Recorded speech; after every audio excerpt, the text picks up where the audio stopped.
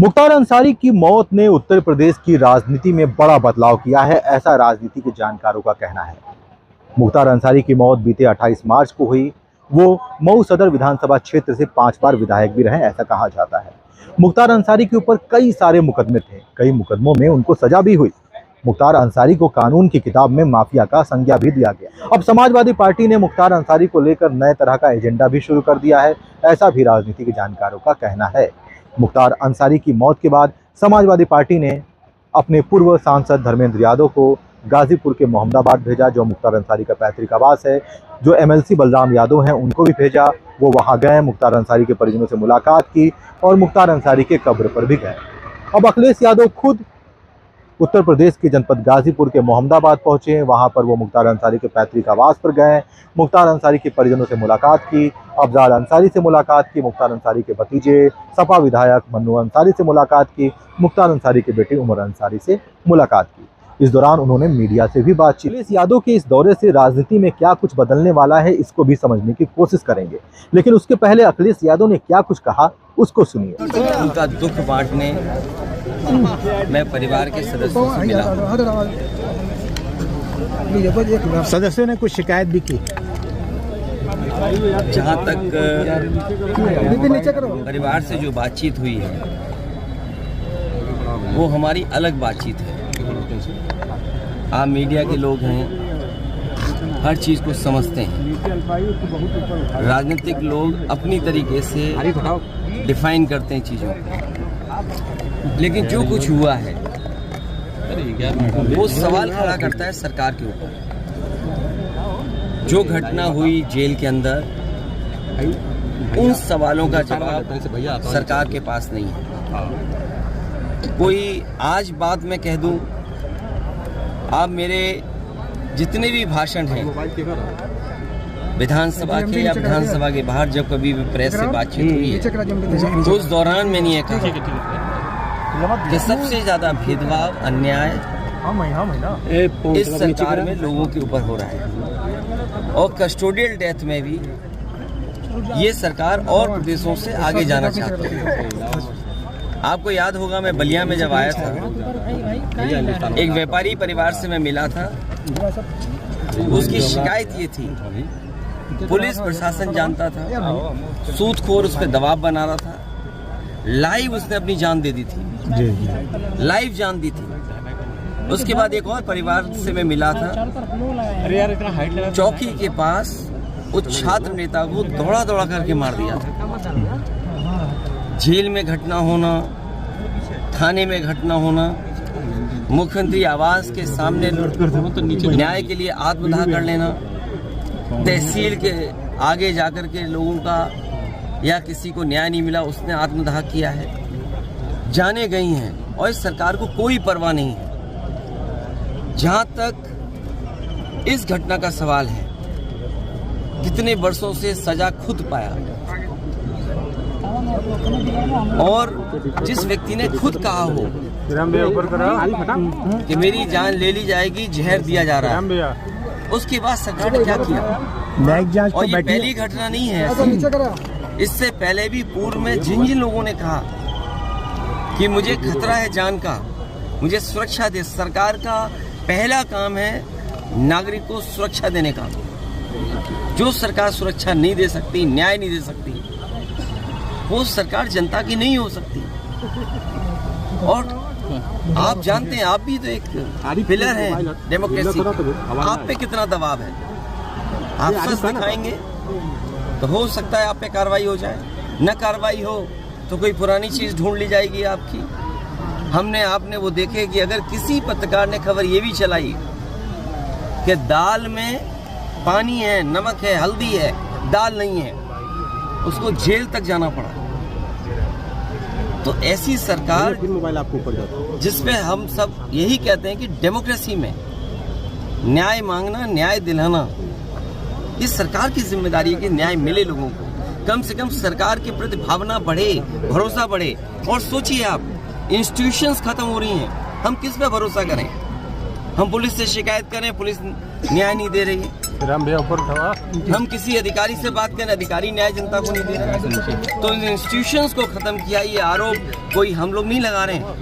क्या हमने आपने नहीं पढ़ा कि गवर्नर रहे जम्मू कश्मीर के, उन्होंने कहा ये आखिरी चुनाव डेमोक्रेसी का, अपने बोर्ड से बचा लो। अगर बोर्ड से डेमोक्रेसी नहीं बची तो डेमोक्रेसी हमेशा हमेशा के लिए खत्म हो जाएगी। इसीलिए इंस्टीट्यूशंस को खत्म कर रहे हैं। हम किस पे भरोसा करें? इस सरकार ने भरोसे को और सच्चाई को मारा है। सर, मुख्तार अंसारी की जिस तरह से मौत हुई और परिवार ने और खुद मुख्तार अंसारी ने आरोप लगाया, क्या सीबीआई जांच की मांग करेंगे?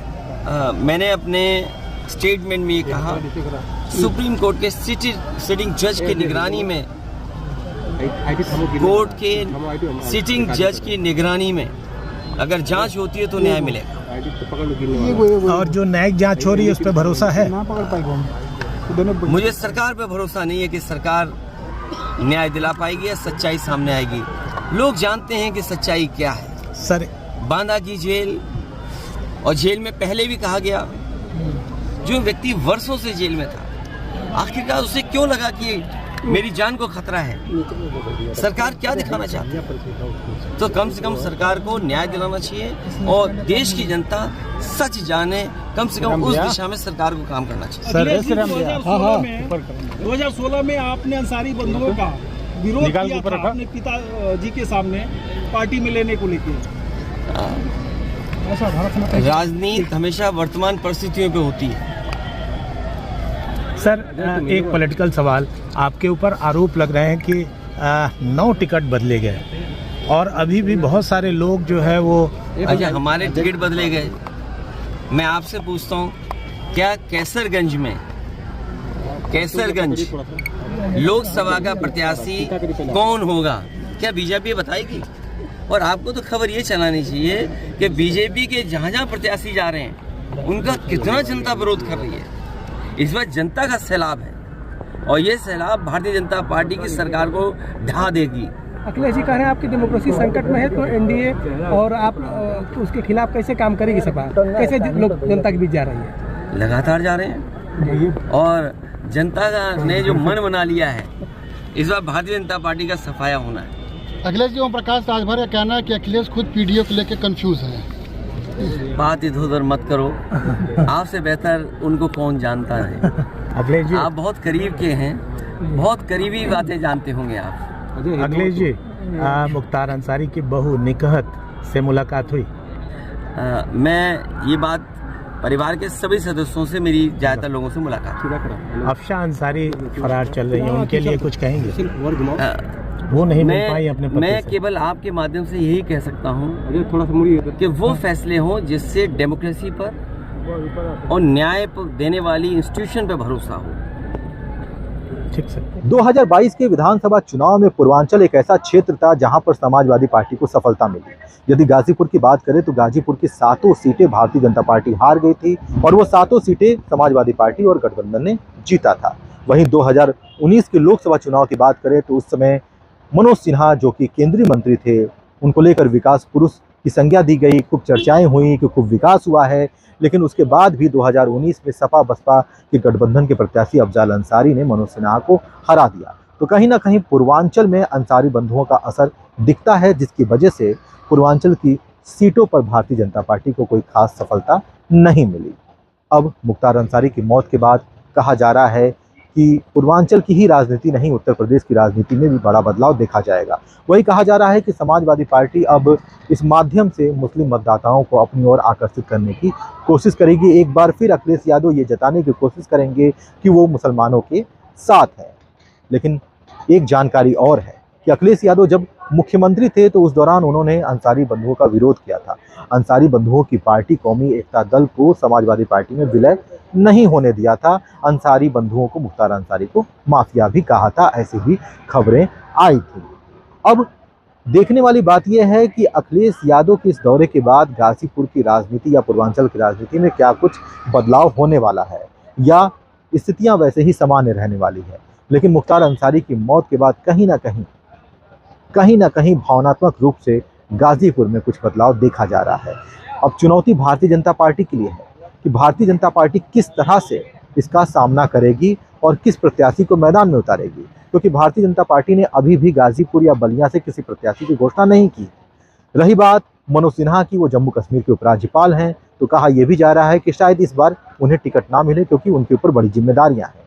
सवाल यह है कि अगर मनोज सिन्हा को मैदान में नहीं उतारा गया तो गाजीपुर में अफजाल अंसारी के सामने अब कौन सा प्रत्याशी होगा जो कड़ी चुनौती देगा। ये सवाल हम कई दिनों से कर रहे हैं और हमने कई लोगों से इस पर राय भी ली, लोगों ने अपनी अपनी राय भी रखी, लेकिन प्रत्याशी ऐसा ही होना चाहिए जिसके साथ सभी समाज का वोट बैंक जुड़ा हुआ हो। क्योंकि 2014 के यदि लोकसभा चुनाव की हम बात करें तो भारतीय जनता पार्टी बहुत कम अंतर से उस चुनाव को जीती थी। वो भी उस कंडीशन में जीती थी जब समाजवादी पार्टी से शिवकन्या कुशवाहा थी, तो बसपा ने एक कैलाश यादव कैंडिडेट को मैदान में उतारा था और कौमी एकता दल से डीपी यादव थे। तो कहीं ना कहीं समाजवादी पार्टी का जो मूल वोट बैंक था उसमें कटौती हुई थी, जिसका फायदा भारतीय जनता पार्टी को मिला था। ऐसी परिस्थितियां गाजीपुर में पहले भी रह चुकी हैं और जब जब ऐसी परिस्थितियां बनी हैं तभी भारतीय जनता पार्टी को सफलता मिली है। ऐसे में भारतीय जनता पार्टी को एक ऐसे प्रत्याशी की आवश्यकता है जो सभी समाज को साथ सके, जिसके साथ सभी समाज का समर्थन हो। लेकिन फिलहाल मुख्तार अंसारी की मौत के बाद गाजीपुर की ही नहीं, पूर्वांचल की ही नहीं, उत्तर प्रदेश की राजनीति में भी बड़ा बदलाव देखने को मिल रहा है, ऐसा लोगों का कहना है, ऐसा राजनीति के जानकारों का कहना है। देखने वाली बात यही होगी कि उत्तर प्रदेश की राजनीति में किस तरह का बदलाव होता है और देखने वाली बात यह भी होगी कि मुख्तार अंसारी के कार्य को, जो मुख्तार अंसारी का राजनीतिक जीवन है, उसको कौन आगे बढ़ाता है। क्योंकि मुख्तार अंसारी के ऊपर एक तरफ जहां माफिया का टैग लगा तो दूसरी तरफ उनका एक अलग करियर भी है जो राजनीति से जुड़ा हुआ है। राजनीति से जुड़े हुए करियर में मुख्तार अंसारी को कई बार सफलताएं मिली। वो मऊ सदर विधानसभा सीट से कई बार विधायक रहे। अब उनका बेटा अब्बास अंसारी भी वहीं से विधायक है।